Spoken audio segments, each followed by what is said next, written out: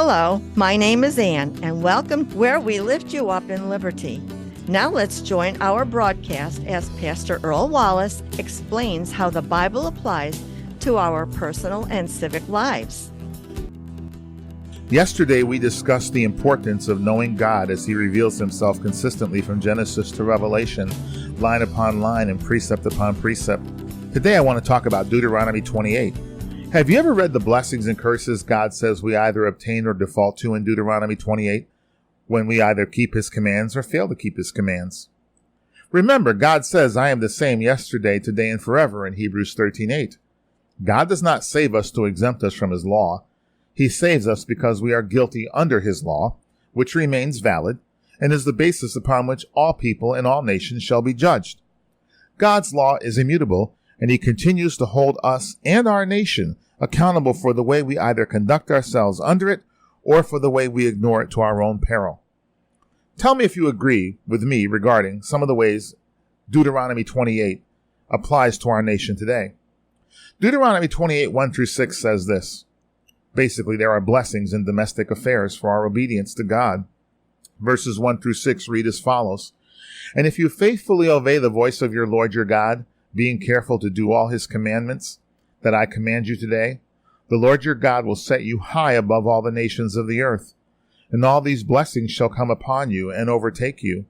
If you obey the voice of the Lord your God, blessed shall you be in the city, and blessed shall you be in the field. Blessed shall be the fruit of your womb, and the fruit of your ground, and the fruit of your cattle, the increase of your herds, and the young of your flock. Blessed shall be your basket and your kneading bowl. Blessed shall you be when you come in, and blessed shall you be when you go out. Now, let's look at those verses and analyze what's going on in America in relation to them.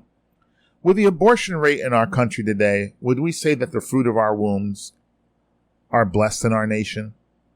With the inflation rate of our food prices increasing, would we say the fruit of our ground and the fruit of our cattle and the increase of our herd and the young of our flocks are being blessed?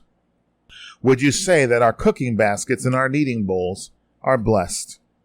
Deuteronomy 28, 7-10 says, there are blessings in foreign affairs for obedience. Verses 7, 9, and 10 say this, the Lord will cause your enemies who rise against you to be defeated before you. They shall come out against you one way and shall flee before you 7 ways. The Lord will establish you as a people holy to Himself, as He has sworn to you if you keep the commandments of the Lord your God and walk in His ways. And all the peoples of the earth shall see that you are called by the name of the Lord, and they shall be afraid of you. The word afraid here means that other nations are going to respect us. Would we say today that there are nations, that other nations of the world respect us here in the United States of America? I wrote a book called The Three-Dimensional Leader, and I've taught it on 4 continents, and people frequently ask me overseas, Mr. Wallace, why has your nation turned its back on all the concepts that made it, and all the principles and concepts that made it a great nation? And I respond, well, I'm one of the people in America who's trying to call our nation back to the righteousness, which means that we were behaving consistently with the 10 Commandments so that our nation can be great once again. Thank you for listening. We hope you will join us in fulfilling 2 Chronicles 7:14 by repenting and turning to righteousness through Jesus Christ, so God heals our land. For more information about how the Bible applies to every aspect of life, including civics, visit us at libertycfchurch.org. You can mail us at P.O. Box 235, Latham, New York 12110, or call us at 518-545-7744.